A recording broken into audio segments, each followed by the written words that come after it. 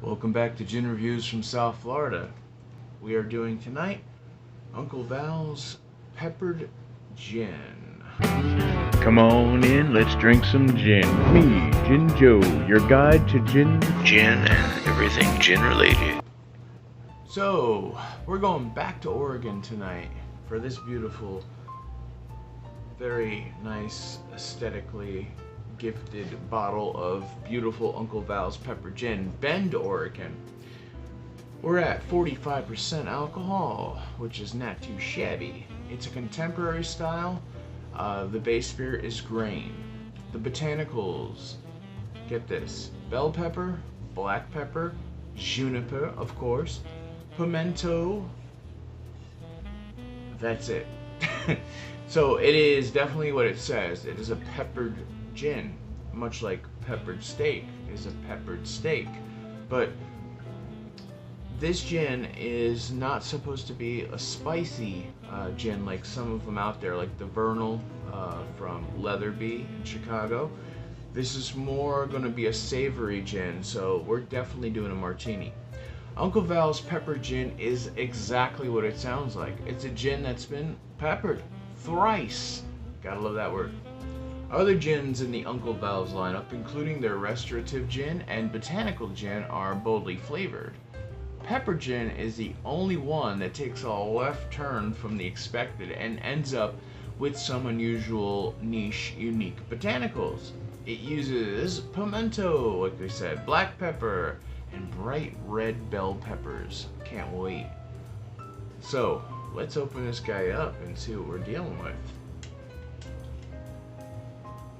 Oh, I love you people there in Bend, Oregon. I'm gonna spoke too soon. Well, it was the thought that counts. Oh look, Angela is now going to go and attack. She loves these little things. Okay, I know when to give in.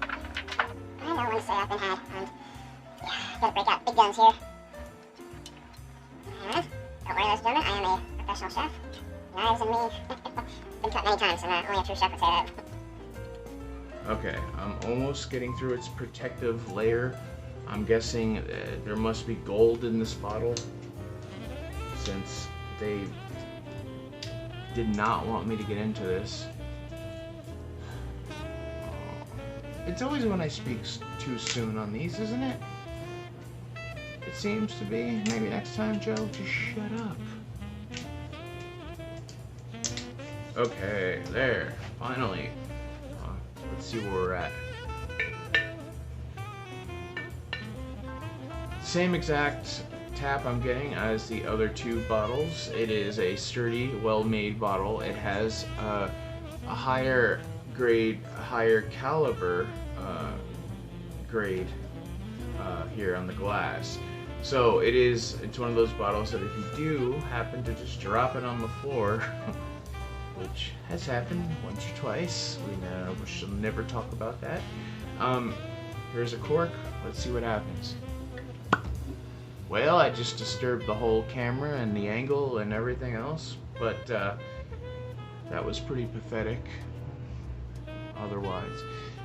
There is plastic on top of wood, and I would say this is definitely pine, because it is very, very light and cheap. Alright, so I'll take this guy out of retirement.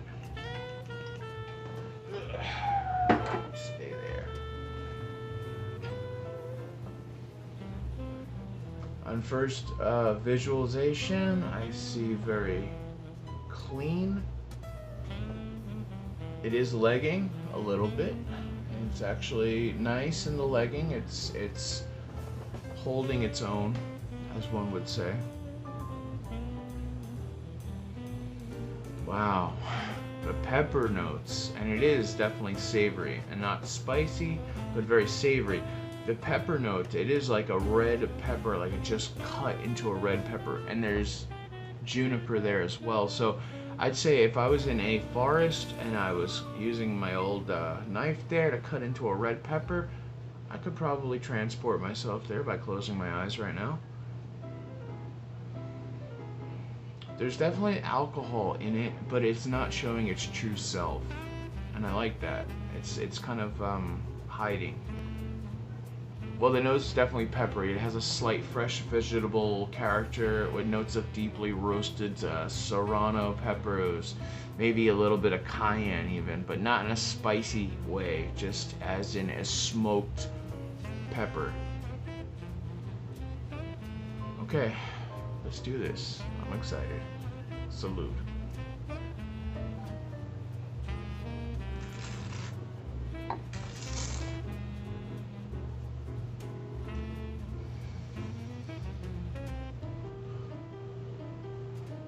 Wow.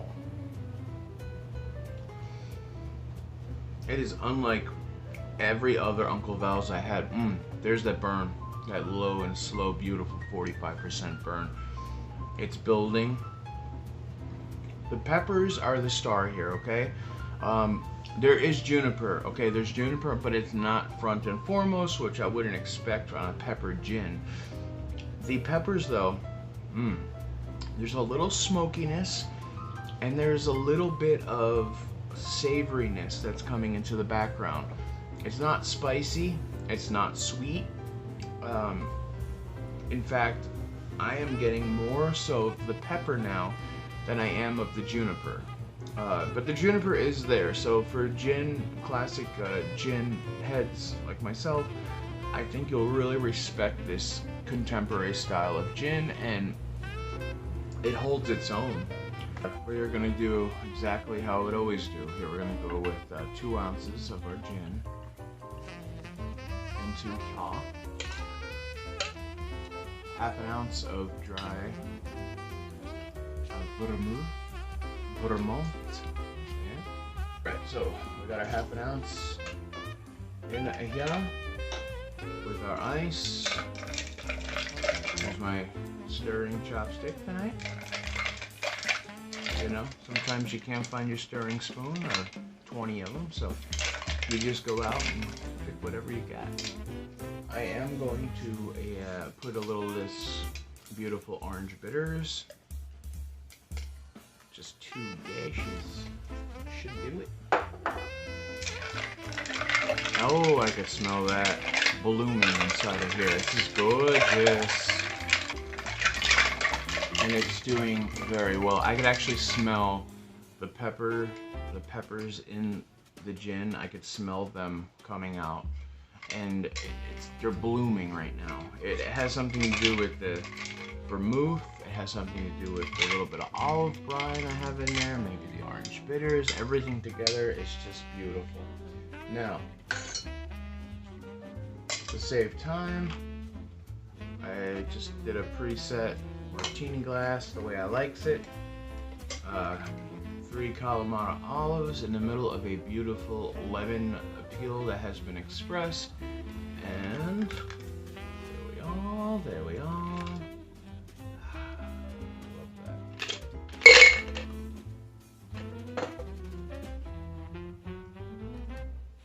You deserve one of these today, okay? You did a lot, I know. Make yourself a cocktail like this. Sit back and enjoy it with me. You ready? 1, 2.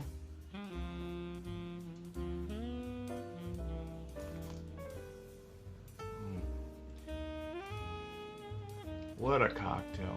What a martini. This is outstanding. Outstanding. This gin right here. I'm very curious to see how it would be in a gin and tonic, a savory gin and tonic. But for a martini, you can't go wrong. It is just perfect. It's streamlined for this application. The garnish that I have in here, it's just amplifying the gin. It's bringing out more of the pepper notes. I taste more smokiness on the back end, but not heat smokiness, just smokiness from the roasted peppers.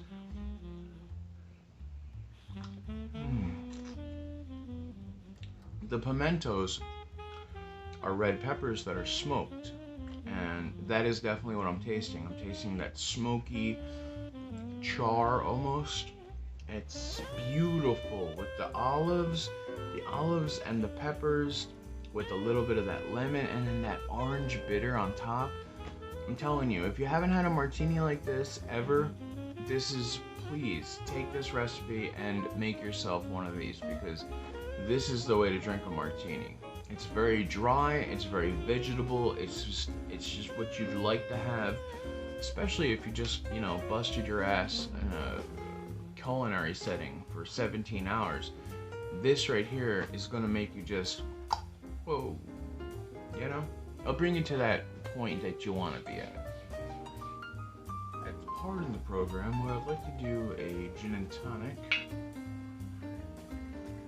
And I'm not shying away from this in any way. I'm making a standard gin and tonic like I always would do. 2.5 ounces right there, and my giant cube of ice. I am going to add a little lemon. It's going to play very well with the pepper under and overtones and actually kind of bind to it, more so than I think what lime would do. I also do have lime though, just in case we get to that point.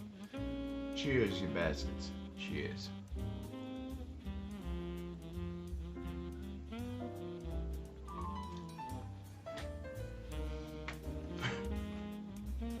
Wow. Another amazing gin made right here in the States. This is unlike anything I've ever had in a G&T, in a gin and tonic. I've had many gin and tonics, many even here on this program. This is savory. It is beautiful. The pepper, the quinine, the juniper is actually making an appearance now, more so than it did in the martini, because let's face it, right? Quinine, the bitterness of quinine is going to bring that pininess out. I mean, that's why it pairs so well together. But what's happening, the peppers that they used in this is also coming and twirling in between the tonic and the quinine. And the juniper, pepper, quinine, citrus with the lemon, it is just music. It's a symphony in a glass. I am going to add a little bit of lime. I'm very curious to see what that does.